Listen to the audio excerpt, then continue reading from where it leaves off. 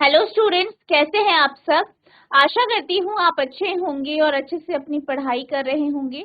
मैं मोनिका रावत आपका स्वागत करती हूँ आईसीटी वर्चुअल क्लासरूम देहरादून में। बच्चों, आज हम क्लास 10th की जो आपका सब्जेक्ट है साइंस, उसकी ओलैप की क्लास को कंटिन्यू करेंगे। तो बच्चों, पिछले लेक्चर में हमने इक्विवेलेंट रेजिस्टेंस के बारे में पढ़ा था और यहाँ पे हमने सीरीज जो है जो सीरीज है उसमें हमने इक्विवेलेंस रेजिस्टेंस को देखा। आज हम जो है पैरेलल फॉर्म में, यानी जब आप तो आपके पास रेजिस्टर है, ठीक है, यहाँ पे हमारे पास प्रतिरोध तारे हैं, जो है रेजिस्टेंस वायर हैं, इनको जब हम पैरेलली कनेक्ट करते हैं तो आपका जो है रेजिस्टेंस कितना होता है, उसका फॉर्मूला क्या है, इसको हम देखेंगे और साथ ही साथ वेरीफाई। ठीक है, तो आज हम इसका जो है थ्योरी और प्रोसीजर पार्ट डिस्कस करें। तो बच्चों, आज का हमारा जो प्रैक्टिकल है वो है इक्विवेलेंट रेजिस्टेंस ऑफ रेजिस्टर्स। ठीक है, सबसे पहले हम इसकी थ्योरी डिस्कस कर लेते हैं। सबसे पहले है हमारा ऑब्जेक्टिव यानी उद्देश्य। तो हमारा उद्देश्य यानी ऑब्जेक्टिव क्या है? To determine the equivalent resistance of two resistor when connected in parallel. यानी जब हम दो रेजिस्टेंस को, दो प्रतिरोधकों को जो है एक साथ पैरेलली यानी समानांतर रूप में जोड़ते हैं तो हमारा जो है नेट रेजिस्टेंस या जो आपका इक्विवेलेंट रेजिस्टेंस है वो कितना आता है, इसके बारे में हम बात करें। सबसे पहले हम थ्योरी देख लेते हैं। Before we start learning about parallel circuits, we need to know what electric circuits are and about the type of circuit. सबसे पहले हम क्या करते हैं, पैरेलल सर्किट के जानने से पहले हम ये बात कर लेते हैं कि आखिर सर्किट कितने प्रकार के होते हैं और विद्युत परिपथ यानी इलेक्ट्रिकल सर्किट्स होते क्या। तो अगर हम इलेक्ट्रिकल सर्किट की बात करें तो जैसे कि आप जानते हैं इलेक्ट्रिकल सर्किट क्या है, एक क्लोज लूप है जहां से चार्जेस यानी आवेशों का प्रवाह हो।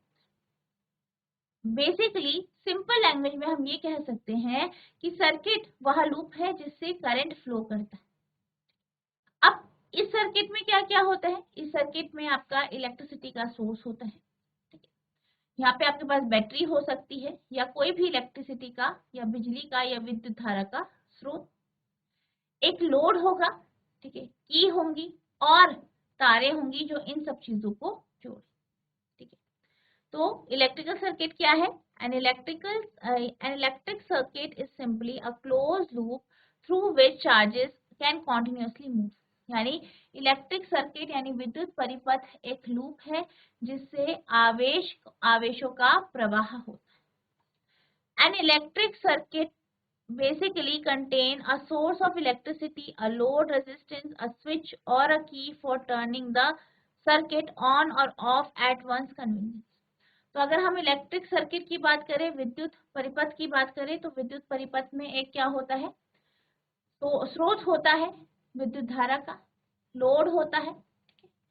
तो स्रोत आपका बैटरी हो सकती है, लोड में आपका कुछ भी हो सकता है जैसे कि आपका बल्ब हो सकता है या कुछ भी आपका लोड के रूप में हो सकता है।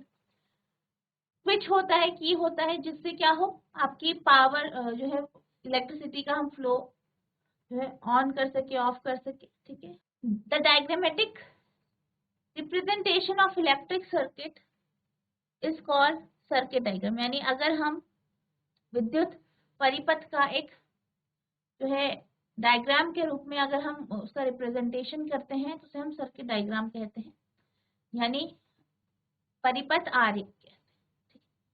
तो यहाँ पे आप देख सकते हैं, मान लीजिए क्या है आपका एक, अब हम बात करते हैं सर्किट्स के बारे में कि हमारे कितने प्रकार के सर्किट होते हैं। तो हमारे पास दो प्रकार के सर्किट होते हैं, एक आपका सीरीज सर्किट है, दूसरा पैरेलल सर्किट। सीरीज सर्किट क्या होता है? सीरीज सर्किट जैसे कि आप यहाँ पे डायग्राम में देख सकते हैं, ये है आपका डायग्राम। तो सीरीज सर्किट में जैसे आप डायग्राम में देख सकते हैं कि जो आपके प्रतिरोधक होते हैं, रेजिस्टर्स होते हैं, उसमें पहले रेजिस्टर का जो दूसरा जो है सिरा है उसको दूसरे रेजिस्टर के पहले सिरे से जोड़ा जाता है। इसी तरीके से दूसरे रेजिस्टर का, दूसरे प्रतिरोधक का दूसरा सिरा तीसरे प्रतिरोधक के पहले सिरे से जोड़ा जाता है। तीसरे प्रतिरोधक का दूसरा सिरा चौथे प्रतिरोधक के पहले सिरे से जोड़ा जाता है। तो इस तरीके से जो कनेक्शंस होते हैं, ठीक है, इस तरीके के जो कनेक्शंस होते हैं उन्हीं को हम क्या कहते हैं, सीरीज सर्किट। अब इसी तरीके से अगर हम पैरेलल सर्किट की बात करें तो पैरेलल सर्किट में क्या होता है, जैसे कि आप यहाँ पे डायग्राम में देख सकते हैं, जो आपके रेजिस्टर्स हैं, जो आपके प्रतिरोधक हैं, वो कुछ इस तरीके से एक दूसरे के साथ जुड़े होते हैं कि सभी का पहला सिरा आपस में जुड़ा होता है और दूसरा सिरा आपस में जुड़ा, यानी यहाँ पे पहला जो टर्मिनल है उनका आपस में जुड़ा होता है सभी प्रतिरोधकों का, और दूसरा सिरा वो आपस में जुड़ा, ठीक है। Types of circuit, when two or more resistors are connected in such a way that one end of one resistance is connected to the starting end of the other, then the circuit is called series circuit। यानी जब भी दो या दो से ज्यादा प्रतिरोधकों को आपस में जोड़ा जाता है और कुछ इस तरीके से जोड़ा जाता है कि पहले प्रतिरोधक का जो या एक प्रतिरोधक का जो पहला एंड है वो दूसरे प्रतिरोधक के दूसरे एंड से जोड़ा जाता है, तो इसी को हम सीरीज सर्किट कहते हैं। Next, similarly if the starting end of two resistors are joined to a point, इसी तरीके से अगर जो आपके पास दो रेजिस्टर है उनका जो स्टार्टिंग पॉइंट है उनको आपस में जोड़ दिया जाए, and the terminal ends of the two are combined, और इसी तरीके से उनका जो दूसरा टर्मिनल है उन्हें आपस में जोड़ा जाए, and given connections to the source of electricity, those circuits are called parallel circuit। और फिर से किससे जोड़ा जाए, विद्युत धारा के स्रोत से, तो इस प्रकार का जो सर्किट होता है उसे हम पैरेलल सर्किट कहते हैं। Unlike the series circuit, the current in each branch of parallel circuit will be different। यानी अगर हम सीरीज सर्किट की बात करें तो सीरीज सर्किट में क्या होता है, आपके जो है रेजिस्टर्स इस तरीके से जुड़े हो। अब क्या होगा, अगर यहाँ से मान लीजिए आई करंट फ्लो हो रही है तो उतनी ही करंट आपकी R2 से भी फ्लो करेगी, उतनी ही R3 से भी और R4 से भी उतनी ही आई करंट फ्लो करेगी। लेकिन जब हम पैरेलली इनको कनेक्ट करते हैं तो यहाँ पे मान लीजिए एक स्रोत है जिससे क्या हो रहा है, करंट फ्लो कर रहा है। अब जैसे यहाँ पहुंचेगा तो ये जो करंट है ये आपस में इन चारों के साथ बट जाएगी। तो यानी हम ये कह सकते हैं कि जो पैरेलल सर्किट होते हैं उसमें हर एक ब्रांच में, हर एक शाखा में जो धारा होती है वो अलग अलग होती है, यानी उसका जो अमाउंट है, उसका जो मैग्नीट्यूड है वो अलग अलग। वहीं अगर हम सीरीज सर्किट की बात करें तो सीरीज सर्किट में क्या होता है, सीरीज सर्किट में एक ही अमाउंट में धारा प्रवाहित। If one branch is broken, current will continue flowing to the other branch. मान लीजिए कि जो आपका सीरीज सर्किट है इससे क्या हो रही है, धारा प्रवाहित हो रही है। धारा प्रवाहित हुई R1 से हुई, फिर R2 से हुई, और बीच में यहाँ पे क्या हुआ, यहाँ पे जो है आपका कनेक्शन टूट गया। तो क्या होगा, करंट आपके आगे नहीं जा पाएगी। क्यों, क्योंकि बीच में क्या हो गया, यहाँ पे ब्रेकेज आ गया, यहाँ पे सर्किट टूट गया। वहीं अगर हम समानांतर रूप से इन रेजिस्टरों को, इन प्रतिरोधकों को जोड़ते हैं तो जैसे कि हम जानते हैं कि करंट का अमाउंट अलग अलग है और चारों रेजिस्टर्स में क्या होगा, करंट बट जाए। तो क्या होगा, मान लीजिए यहाँ करंट आ रहा है, करंट फ्लो किया, करंट ने इससे फ्लो किया, आई करंट आ रहा था तो कुछ इससे हुआ, I1 करंट, I2 इससे हुआ फ्लो, I3 इससे, I4 इससे। अब क्या हुआ, बीच में ये वाला सर्किट टूट गया, तो जो करंट फ्लो होगा वो I1 इधर हो जाएगा, ठीक है, फिर यहाँ पे होगा कुछ, यहाँ पे हो जाएगा। यहाँ पे इसके जो टूटने से बाकियों पे फर्क नहीं पड़ेगा, ठीक है, बाकियों में फर्क नहीं पड़ेगा। और इसी कारण से जो हमारे घर होते हैं उनमें जो हमारा कनेक्शंस होते हैं, जो उसमें सर्किट होते हैं, वो आपके पैरेलल फॉर्म में होते हैं। बाई चांस अगर कहीं पे आपका जो है, आपका जो है कनेक्शन कहीं पे टूट गया है तो उससे बाकी जगहों को फर्क ना। तो यहाँ पे क्या होता है, अगर कहीं करंट किसी ब्रांच में, किसी शाखा में जो है, जो आपका सर्किट है वो टूट जाता है तो उसका असर दूसरी शाखाओं पर नहीं पड़ता। If one branch is broken, current will continue flowing to the other. अगर एक ब्रांच टूट जाता है धारा बाकी ब्रांच में फ्लो करती रहती है, प्रवाहित होती रहती है। At our homes, all electronic appliances are connected in parallel with each other. This means they all get the full main voltage so that we can turn on the TV without having to turn on the microwave as well. तो इसीलिए हमारे घरों में जो हमारे electronic appliances होते हैं, सारे के सारे अप्लायंसेस पैरेलली यानी समानांतर रूप में जुड़े होते हैं। अगर मान लीजिए समानांतर रूप में ना जुड़े तो क्या होगा, तो हमें क्या करना पड़ेगा, एक इक्विपमेंट को खोलने में या एक अप्लायंस को चलाने में दूसरे अप्लायंस को चलाना पड़ेगा, ठीक है। पर यहाँ पे क्या होता है, वोल्टेज आपकी सारी जगह सेम होती है, पैरेलल कनेक्शन। तो आपका क्या होता है, पैरेलल कनेक्शन में वोल्टेज सेम रहती है, प्लस आप क्या कर पाते हो, बगैर एक अप्लायंस को चलाए आप दूसरा अप्लायंस चला सकते हो, चलाते हो, ठीक है। Before calculating the equivalent resistance, we need to know what resistance is. यानी equivalent resistance को जानने से पहले हम ये जान लेते हैं कि आखिर resistance यानी प्रतिरोध क्या होता है।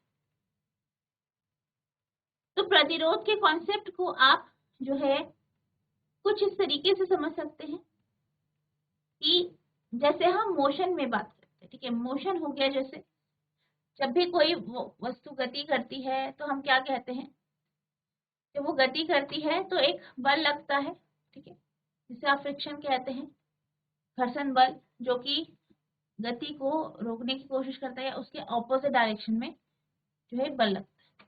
तो इसी तरीके से जो रेजिस्टेंस है वो क्या करता है, वो किसी भी परिपथ में चार्जेस के फ्लो को रोकने की कोशिश करता है या उसके against.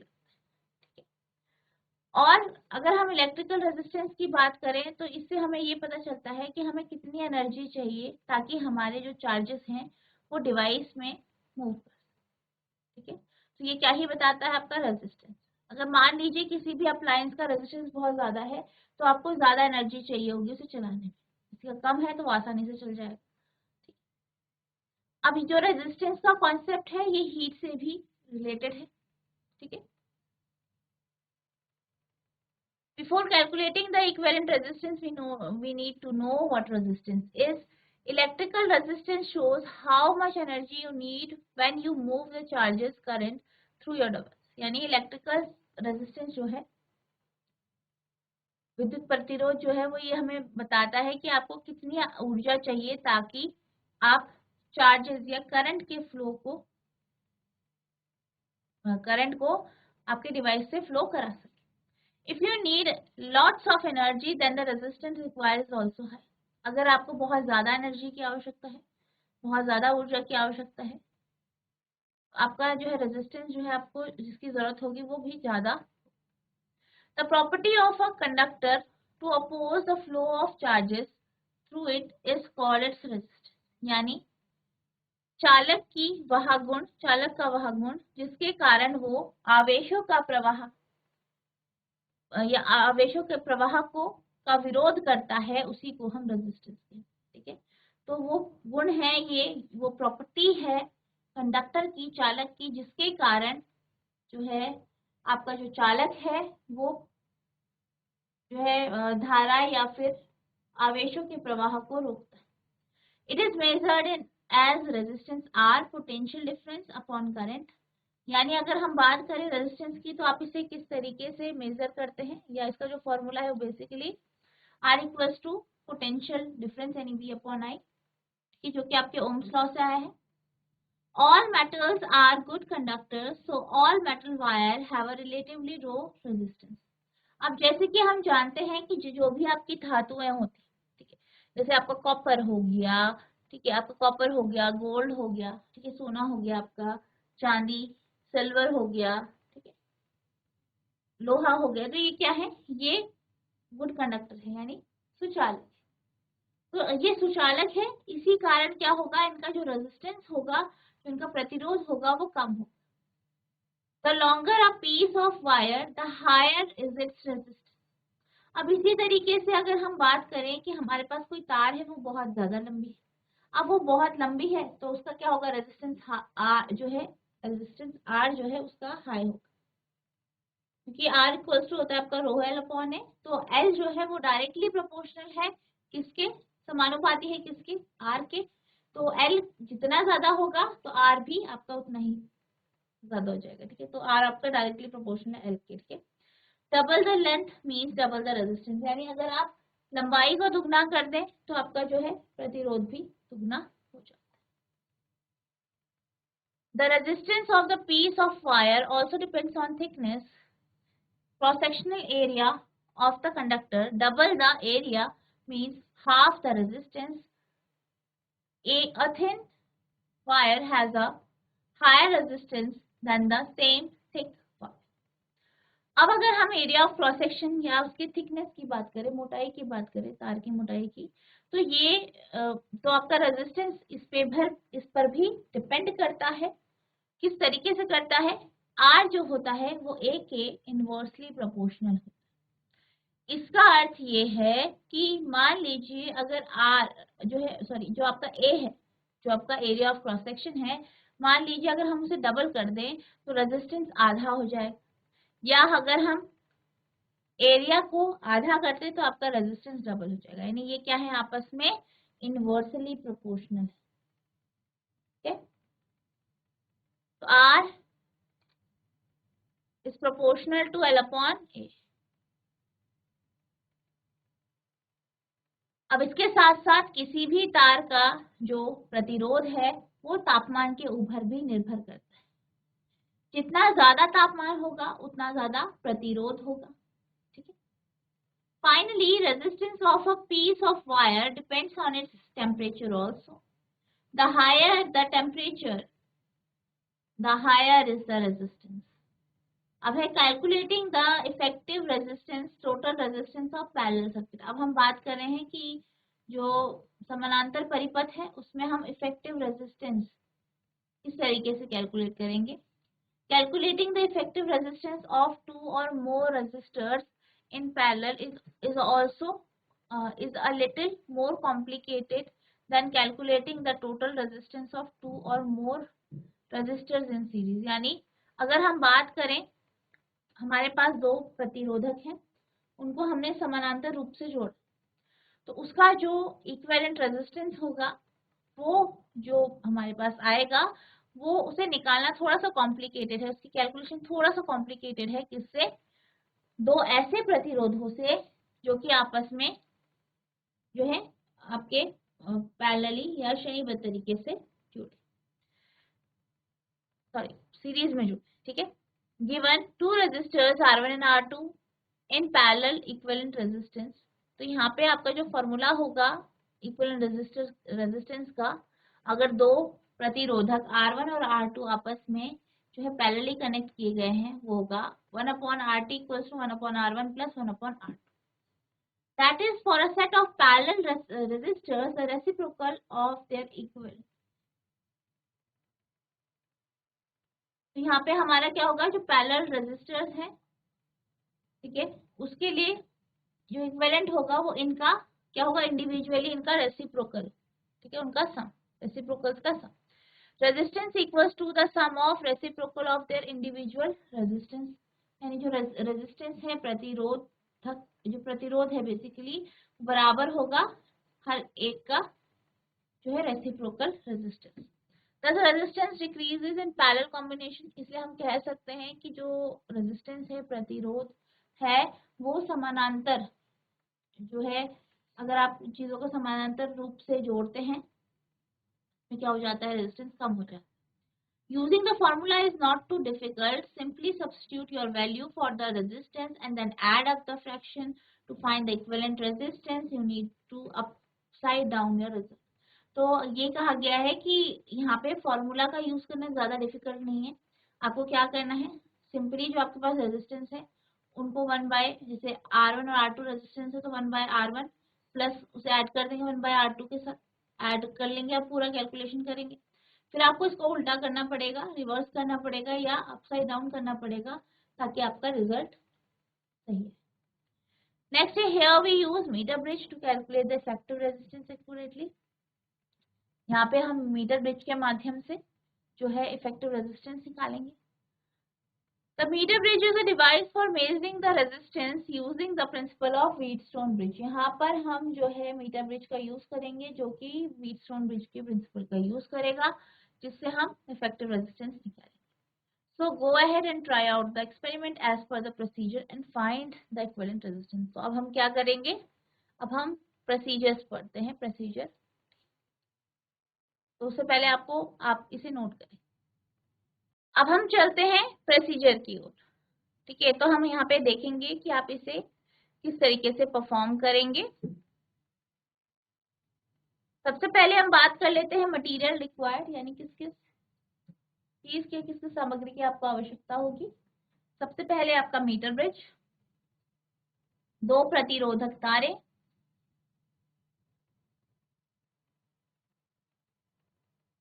Connecting wires, jockey, galvanometer, battery, resistance box और की. प्रोसीजर के बारे में बात करते हैं. बेसिकली हम यहाँ पे रियल लैब वाली जो प्रोसीजर है उसकी बात करें. As perform in the real lab. ठीक है, make a circuit as shown in figure. जैसे कि आपको फिगर में दिखाया गया है ऐसा सर्किट आपको बनाना है बिल्कुल इस तरीके से. ये है. Ensure that all the connections should be tight. आपको ये ध्यान रखना है कि सारे के सारे जो कनेक्शंस हैं वो बिल्कुल टाइट हो, बिल्कुल सही तरीके से सब चीजें जुड़ी. Check whether the connections are correct by taking out some resistance from the resistance box and close the plug key. आपको क्या करना है, कनेक्शंस को चेक करना है. कैसे करेंगे, आप क्या करेंगे, जो आपका रेजिस्टेंस बॉक्स है उससे कुछ रेजिस्टेंस निकालेंगे और की को क्लोज कर देंगे.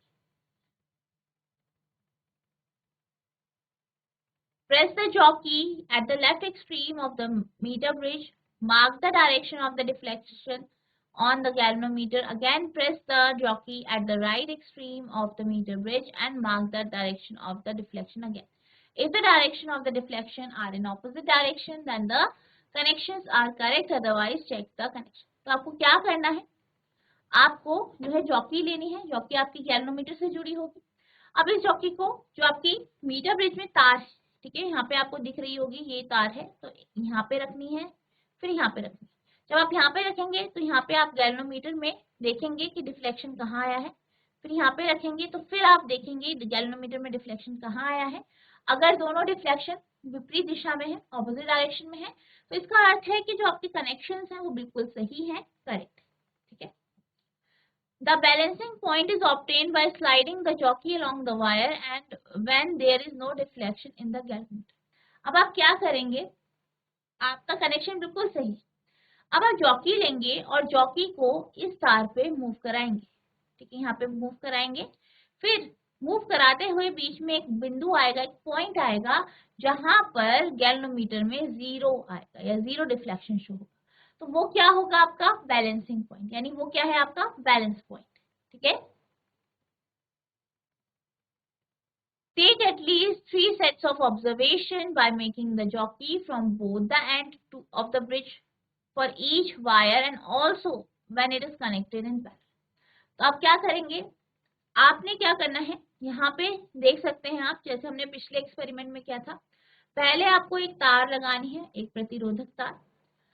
उसमें क्या करना है, आपको इसी तरीके से प्रोसेस करना है जैसे पिछले हमने लेक्चर में किया या पिछला जो हमारा एक्सपेरिमेंट था उसमें हमने देखा. बिल्कुल वैसा ही करना है. नोट करेंगे रीडिंग, 2 से 3 रीडिंग लेंगे, 3 से 4 ले सकते. ठीक है. फिर आप दूसरी तार लेंगे, फिर वो उसे लगाएंगे, फिर 3 से 4 रीडिंग लेंगे, फिर दोनों को कंबाइन करेंगे एक साथ. ठीक है, दोनों को एक साथ संयोजित करेंगे, एक साथ जोड़ेंगे पैरेलली, फिर 3 से 4 रीडिंग निकालेंगे.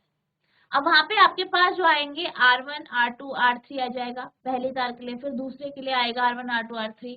ठीक है, उसका आप मीन निकालेंगे. पहली तार के लिए, दूसरी तार के लिए मीन निकालेंगे. और हमने पिछले लेक्चर में डिस्कस किया था किस तरीके से आप मीन निकालेंगे, बिल्कुल वैसे ही करना है. फिर कॉम्बिनेशन लेंगे, उसके लिए भी मीन निकालेंगे. और जैसे हमने पिछले लेक्चर में डिस्कस किया था बिल्कुल वैसे ही आपको मीन निकालना है. ठीक है. To make the parallel connection, just one end of each resistor to a common point and connect in the right gap of the meter bridge. आपको क्या करना है, पैरेलल कनेक्शन के लिए दोनों रेजिस्टर का जो सिरे हैं उनको आपस में जोड़ दें और इसको आपको मीटर ब्रिज के राइट में जो, ठीक है, जो इसके राइट में दाहिनी ओर पे जो गैप है वहां पे लगा देना है। रिकॉर्ड योर ऑब्जर्वेशन, आपको ऑब्जर्वेशन रिकॉर्ड करनी है। Find the resistance of this combination as mention in the below observation table. और फिर आपको क्या करना है, जो यहाँ पे आपके पास टेबल दी गई है, यहाँ पे सारी ऑब्जर्वेशन लिखनी है, ठीक है, आप इसे नोट करें। तो बच्चों, आज हमने जो आपका नेक्स्ट एक्सपेरिमेंट है उसे स्टार्ट किया। यहाँ पर हम पैरेलल कॉम्बिनेशन में ये देख रहे हैं कि किस तरीके से आपका जो फॉर्मूला है वो वेरीफाई हो। यहाँ पर हम मीटर ब्रिज का यूज करेंगे जैसे हमने पिछले एक्सपेरिमेंट में किया, बिल्कुल उसी तरीके से करना है। आज हमने जो है इसकी थ्योरी डिस्कस की, हमने इसके बारे में समझा, साथ ही साथ हमने ये देखा कि रियल लैब की सिचुएशन में, यानी वास्तविक जो लैब है वहां पे आप इस एक्सपेरिमेंट को किस तरीके से परफॉर्म करें। नेक्स्ट लेक्चर में हम जो है ये डिस्कस करेंगे कि आप सिमुलेटर में इसे किस तरीके से परफॉर्म करेंगे, साथ ही साथ सिमुलेटर के माध्यम से हम इस एक्सपेरिमेंट को जो है परफॉर्म भी करें, ठीक है। तो आपको जितना पढ़ाया गया है आपको रिवाइज करना है। अगर आपको किसी भी प्रकार का कोई भी डाउट होता है तो आप नेक्स्ट लेक्चर में पूछ सकते हैं। तो बच्चों, आज के लिए बस इतना ही, मिलते हैं अब नेक्स्ट सेशन में, तब तक के लिए thank you and have a nice day.